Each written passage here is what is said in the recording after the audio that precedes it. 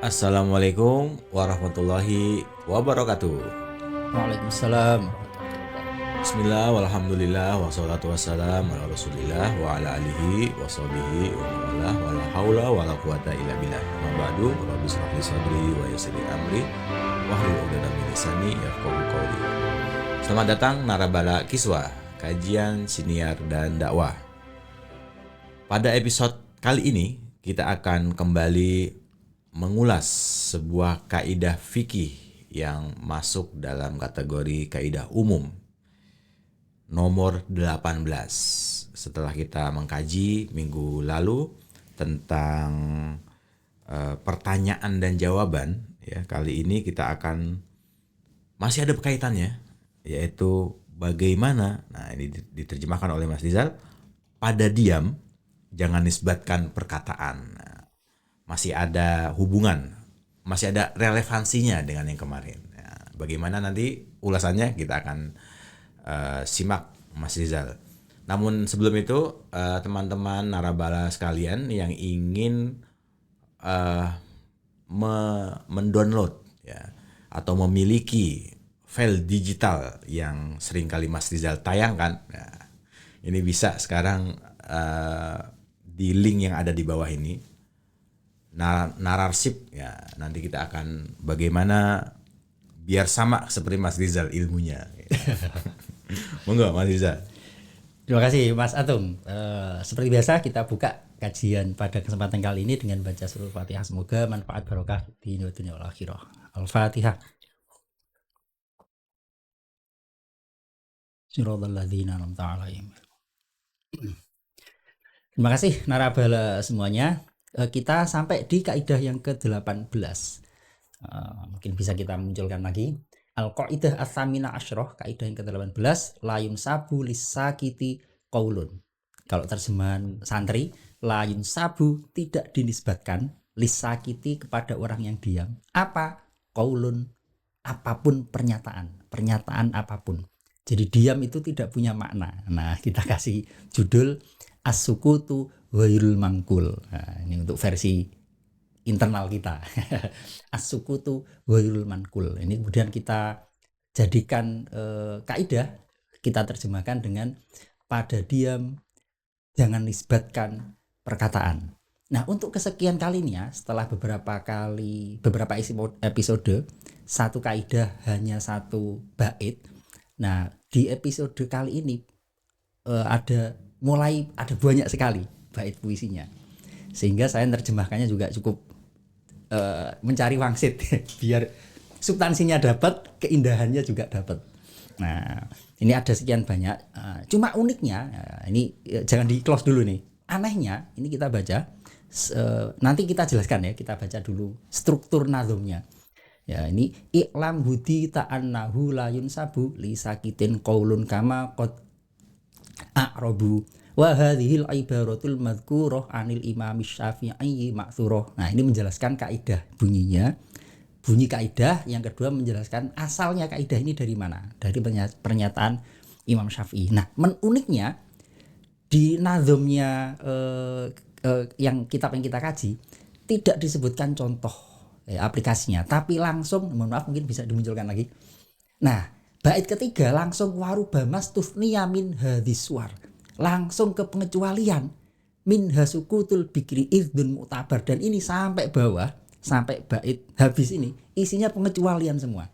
Jadi ini strukturnya agak unik gitu ya. Nah, jadi nggak ada contohnya tapi langsung ke pengecualian. Nah, maka kita merujuk ke kitab induknya, yaitu dalam hal ini Al-Asbah wan Nadzair karya Asyuti. Di sana disebutkan aplikasi dari kaidah ini.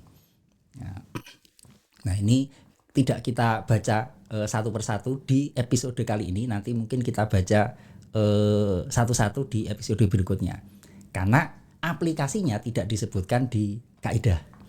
Nah, oke, kita langsung ke Syarhul Manzumat dulu ya. Bismillahirrahmanirrahim. Kita baca dua bait saja. Ini satu bait menjadi dua baris ya. Al-Qaidah wal Manzumah. Al-Qaidah Ats-Tsamina Asyroh layun sabu lisakiti qaulun. Pada diam jangan nisbatkan perkataan. i'lam hudita annahu la yunsabu lisa kitin qaulun kama qad a'rabu. Ketahuilah sebagaimana fuqaha katakan, pada si diam jangan nisbatkan perkataan. Nah, jangan nisbatkan. Jadi di sini ada as-sukut dan al-qaul. Itu kan dua hal yang kontradiktif ya. Diam itu ya tidak ngomong, tapi kalau ngomong itu ya tidak diam. Nah, secara logika saja udah nggak nyambung. Nggak nyambung. Jadi sebenarnya fikih itu sangat logis ya. Artinya apa? Ketika orang diam, ya berarti nggak ngomong. Kalau nggak ngomong berarti jangan menafsirkan apapun. Nah, ini hukum asalnya ya. Pun sebaliknya, kalau orang ngomong ya qaul berarti dia tidak diam. Nah, ini kaidah yang pertama. Bait yang pertama.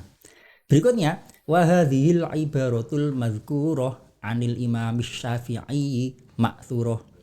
Asal kaidah dari Imam Asy-Syafi'i yang dikutip secara teliti. Nah, kaidahnya ini sumbernya dari pernyataan Imam Syafi'i. Oh, ini kok telat ininya. Nah, ini kita coba kutip Al-Fawaidul Janiyah karya Syekh Yasin Padang. Cuma ini yang saya munculkan mungkin syarahnya ya, syarah dari nazmnya yaitu Al-Mawahibus Saniyah. Ini kita sudah lama tidak memunculkan kitab ini. Ini saya munculkan teks aslinya. Nah, di sini disebutkan ya, ma'thurah ini berasal dari redaksinya Imam Syafi'i. Jadi di sini ma'thurah ay manqulah hadza huwal asal wa huwa annahu la yunazzilu as-sukutu manzilatan nutqi. Jadi diam itu tidak menempati tempatnya ngomong. La siyama idza kana as-sukut muharraman, apalagi kalau diamnya ini dilarang. Nah, cuma ada pengecualian di awal ini disampaikan, diantaranya disampaikan oleh Az-Zarkashi ya, itu saya tandai, kecuali lakin fi haqqi ghairil anbiya. Kaidah tadi itu layun sabulis sakiti qaulun, jangan sandarkan pada si diam pernyataan apapun, itu fi haqqi ghairil anbiya, jika bukan nabi.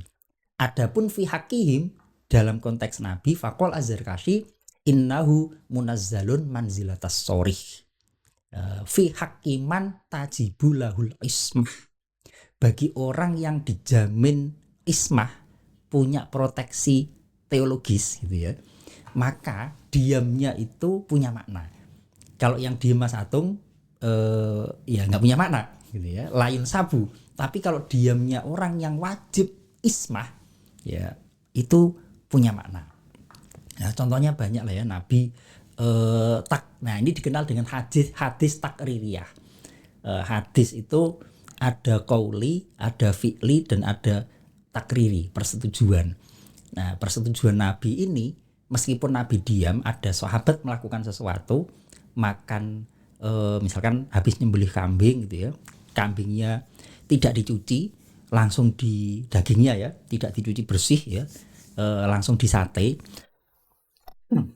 Nah, ini takrir bahwa bekas-bekas darah yang sedikit yang tersisa di daging kambing itu dimakfu.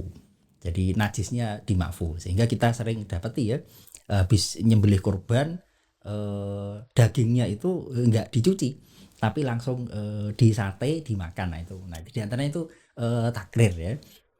Atau ada makan dob misalkan ya, Nabi ditawari nggak bersedia, Nabi nggak melarang juga tidak mengiyakan ya, diem aja. Nah itu itu takrir, dan ini pengecualian. Nah, aplikasi dari kaidah ini, nah saya kutip dari Asyuti ini ya. Nah, kita bongkar satu-satu aplikasi dari kaidah ini. Lausakata anwati amatihi layas kutu almahru qot'an. Ini konteks budak, kita lompati aja. Yang kedua, orang diem an qot'i udwin minhu. Mohon maaf ya, Mas Atung saya sakiti ya, tapi Mas Atung diem, tidak mengiyakan, tidak juga menangkis itu, menolak, artinya diem. Terus kita menyimpulkan, Mas Atung saya pukulin diem kok, berarti kan Mas Atung setuju. Nah, itu salah. Kenapa? Diamnya Mas Atung layun sabu lisakiti kaulun. Artinya diamnya Mas Atung tidak bisa kita buat kesimpulan bahwa Mas Atung setuju. Nah, atau yang kedua, au itlafi syai'in min malihi ma'al qudrah ala daf'il. Kopinya Mas Atung saya rebut. Saya ambil. Mas Atung diem aja. Meskipun Mas Atung ma'al qudrah ala daf'i mampu menolak sebenarnya. Itu saya tidak bisa membuat kesimpulan bahwa Mas Atung setuju.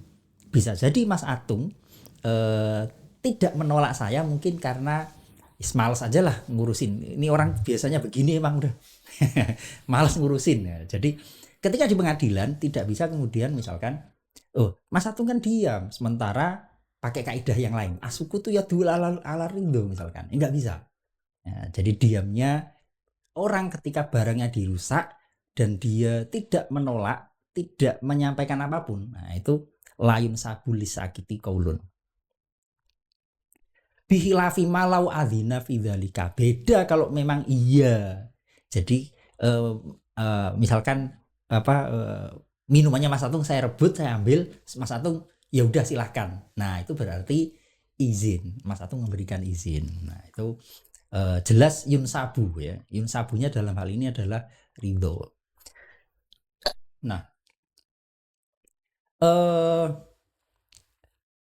contoh lagi. Tatbiqatul kaidah. Lau sakatat as-sayyibu indal isti'dzani fin nikah. Mohon maaf ini ada janda dinikahkan gitu ya. Maka kalau janda ini diam, maka lam yakum maqamal izni qat'an. Jadi diamnya janda yang diminta nikah itu berbeda dengan diamnya bikr. Bikr itu orang yang belum pernah menikah. Kalau diartikan perawan itu agak ambigu ya. Belum pernah menikah gitu aja. Nah, kalau janda diminta nikah kok diem, maka diamnya itu tidak bisa kita maknai sebagai iya, tidak bisa kita maknai sebagai tidak. Nah, kemudian yang berikutnya. Nah, ini soal jariyah kita lompati.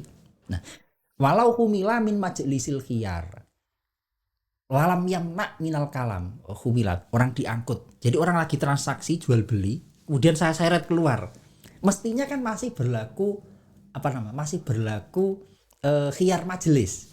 Nah, dia saya tarik ya, misalnya lagi beli buku gitu ya. Transaksi buku, lagi transaksi terus saya tarik orangnya.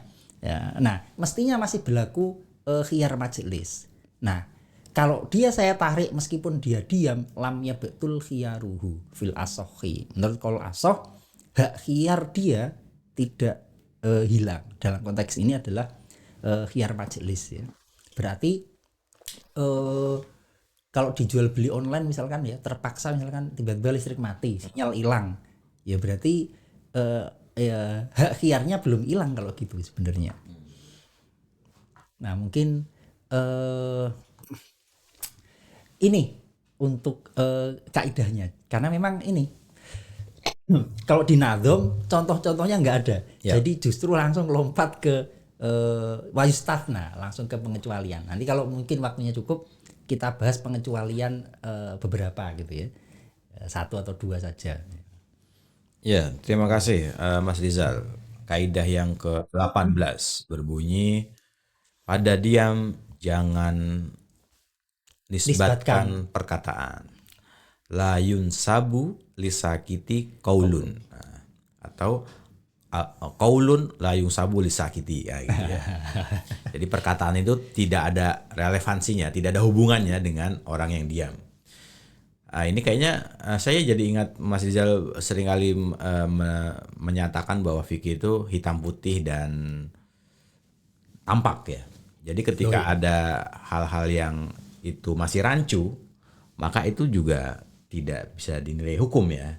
Tidak punya konsekuensi hukum ya. Termasuk orang yang diam ya. Masuk orang diam. Orang diam ini tidak bisa dianggap iya atau tidak ya. Betul. Kecuali bihakiman tajibu alaihil ismah itu tadi ya. Orang yang punya hak eksklusif, yaitu dia punya jaminan proteksi dari Allah ya, maksum. Nabi dalam konteks ini maksum. Tapi sudah tidak ada kan? Sekarang masalahnya tidak ada. Tapi ada contoh yang kemudian jadi hadis takrir tadi itu ya? Nah, itu dikenal dengan hadis takriri itu kan. Itu banyak sekali lah ya contohnya. Bisa nanti ada forum sendiri itu. Kayak misalnya halalnya dob itu ya. Dob ya, itu memang Nabi Biawak Arab ya. Nabi ditawari kan ya. Nabi memang ditawari dan Nabi malah nggak mau awalnya. Nggak mau, saya nggak terus sahabat, wah berarti haram ini ya. Enggak, saya nggak biasa aja kok. Nah, saya nggak biasa makan dob, biasanya makan kambing atau onta, nggak selera. Ini bagian dari tajribah ijtimaiyah ya. Dan kenapa tadi kok di kitabnya itu kok nggak ada contoh-contohnya, Mas?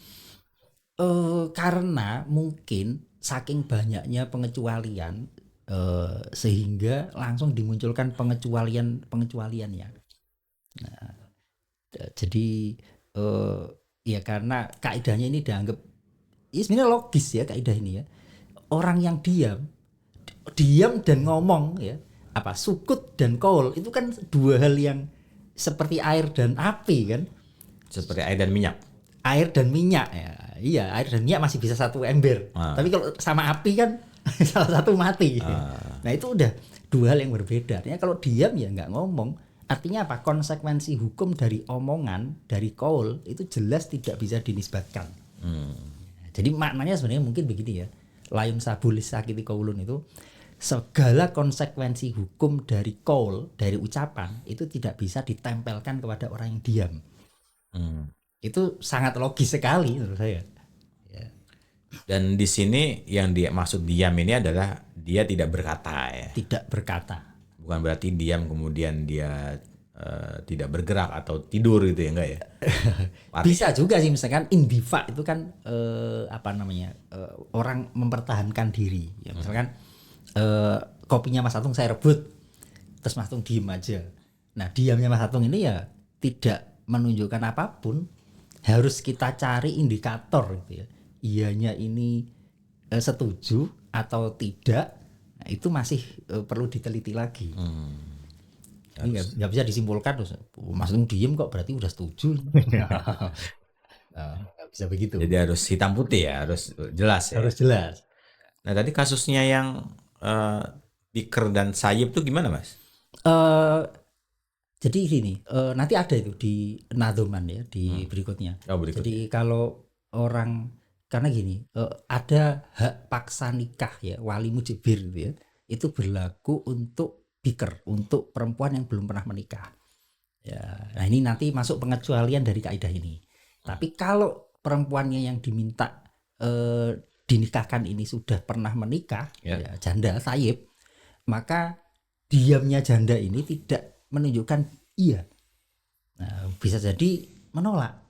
Tapi kalau bikr masih belum pernah menikah, karena begini, zaman dulu orang perawan ditanya nikah itu malu. Ya. Jadi ngomong iya itu malu. Padahal dia pengen iya gitu ya. Iya, sehingga diemnya, karena begini, kalau perempuan perawan gitu ya, diminta nikah, kok dia nggak mau, pasti nolak kan, nangis gitu ya. Tapi kalau iya, mau ngomong iya itu malu ya, karena kebayang ya, nikah itu kan awal dari sebuah aktivitas dewasa gitu ya. Nah, itu perempuan zaman dulu, kata kalau sekarang ya. Nah, sehingga tidak bisa sehingga diamnya itu dianggap iya. Ini nanti pengecualian ya, nanti ada di Nadhom itu. Dan itu berlaku itu sebenarnya kan budaya seorang yang belum nikah ketika ditanyain dia mau nggak, dia pasti akan mau ya, baik itu di Arab maupun di Jawa. Kalau diam ya, zaman dulu. Cuman nggak tahu kalau sekarang. Zaman sekarang di DM gitu ya, dikirim DM gitu. Nah, tadi ada satu hal yang menarik saya catat itu, kenapa Mas Dizal memaknai bikr itu perempuan yang belum menikah, bukan perawan. Karena keperawanan itu bisa hilang tanpa melalui ikatan pernikahan. Karena kecelakaan, jadi perawan itu kan sebenarnya sesuatu yang sifatnya biologis. Ya. Sementara fikih bicara hukum. Selaputnya masih belum pecah. Maksudnya itu. Ya, belum pecah. Nah, pecahnya selaput itu kan bisa terjadi karena banyak faktor. Banyak sebab. Ya. Banyak sebab. Nah, nanti yang diperdebatkan kemudian adalah ketika selaputnya pecahnya itu melalui aktivitas hubungan seksual yang tidak legal. Nah, ini statusnya bikir atau thayyib ini. Oke. Berarti gini, ketika ada seorang perempuan yang menikah dengan laki-laki, kemudian belum diwati, belum dijima, maka kemudian misalnya cerai, maka itu dia disebut sayyib. Nah, itu agak berbeda memang konsekuensi hukumnya ya. Misalkan terkait dengan maharnya, nah itu agak berbeda. Bahkan ini ikatan musyawarah itu berbeda. Misalnya ini orang masa itu menikah gitu ya. Ya. Setelah akad belum menduhul berhubungan badan dengan yang sudah itu nanti punya konsekuensi hukum yang berbeda, termasuk ikatan musyawarahnya. Musyawarah ini ibu mertua itu haram dinikah sejak terjadi akad nikah. Nah, tapi berbeda dengan saudara. Setelah Mas Atung, jangan Mas Atung lah contohnya ya, orang ya menikah, ternyata lihat adiknya kok bening juga ini ya. Nah, selama istrinya ini belum diduhul, nanti diceraikan, itu turun ranjang. Turun itu boleh gitu. Boleh. Ya. Selama dengan catatan belum dijima. Belum artinya ada perbedaan, termasuk mahar ya. Kalau belum diduhul, termasuk iddah. Belum diduhul juga nggak perlu masa iddah sebenarnya. Nah ini penting nih bahwa bikir itu lebih baik dan lebih presisi diterjemahkan sebagai perempuan yang belum menikah ya. Belum melakukan akad nikah maksudnya. Ya, itu lebih sesuai dengan konteks hukum lah. Bahwa nanti di situ nanti ada poin-poin kecil yang menjadi perdebatan itu iya. Tapi kalau hanya menyebut perawan gitu aja, kan keperawanan hilang bisa banyak macam ya, kecelakaan, jatuh. Ya. Oke. Ini perlu ada rapat kebahasaan kayaknya ini antara ahli fikih dan kamus KBBI Indonesia ini. Ya makanya kalau dihukum kan biasanya harus ada penjelasan, karena harus diakui ya bahasa itu kan berkembang secara budaya, uruf, sehingga ketika masuk ke pasal-pasal ke fikih itu harus dijelaskan. Kalau di undang-undang kan jelas ya, ada pasal khusus nanti yang menjelaskan dengan misalkan ya bicara tentang peraturan tentang makan dan minum di ruangan ini. Yang dimaksud makan adalah, yang dimaksud minum adalah biasanya dijelaskan begitu. Undang-undang tentang penanaman modal misalnya. Yang dimaksud modal adalah undang-undang tentang menyampaikan pendapat. Jadi memang harus diakui memang ya bahasa budaya dengan bahasa hukum berbeda. Dan Al-Qur'an itu bahasa budaya, bukan bahasa hukum. Sehingga harus ditafsirkan menjadi tafsir hukum. Berarti perlu ada glosarium ya? Ada glosarium ya. Kayak misalnya tadi Mas Rizal sebut budaya dan hukum itu berbeda. Contohnya adalah mandi kan ya. Mandi kalau tanpa niat ya mandi budaya saja. Mandi biasa. Budaya. Mandi pagi sore gitu ya. Tapi kalau itu ada niat maka menjadi nilai ibadah. Ada hukumnya ya. Itu hukum wajib, sunnah tergantung pada niatnya. Betul Mas ya? Iya. Kan fungsi niat itu ya untuk akhirnya Mas Rizal nggak diam gitu. Kalau diam saya khawatir. Oke teman-teman narabala sekalian, terima kasih sudah menyimak episode kali ini. Kita akan berlanjut untuk episode 18 part 2. Part 2 ini. Tapi sebelum itu Mas Rizal ada penutup monggo. Penutupnya adalah apa ya penutupnya ya? Ya ini aja. Kepada orang yang diam ya kita jangan buru-buru menyimpulkan. Ya, jadi perlu ada kata yang tepat antara iya dan tidak. Ya. Iya dan bukan, iya dan ya itu harus jelas, tidak boleh ada hal-hal yang multi tafsir. Tidak boleh ditafsirkan sendiri. Terima kasih narabala sekalian, jangan lupa berkomentar, kemudian sharing, men-share tayangan-tayangan kami, semoga bisa bermanfaat dan menemani hari-hari Anda. Terima kasih. Mohon maaf. Wassalamualaikum warahmatullahi wabarakatuh. Waalaikumsalam warahmatullahi wabarakatuh. Saat sinar terang rembulan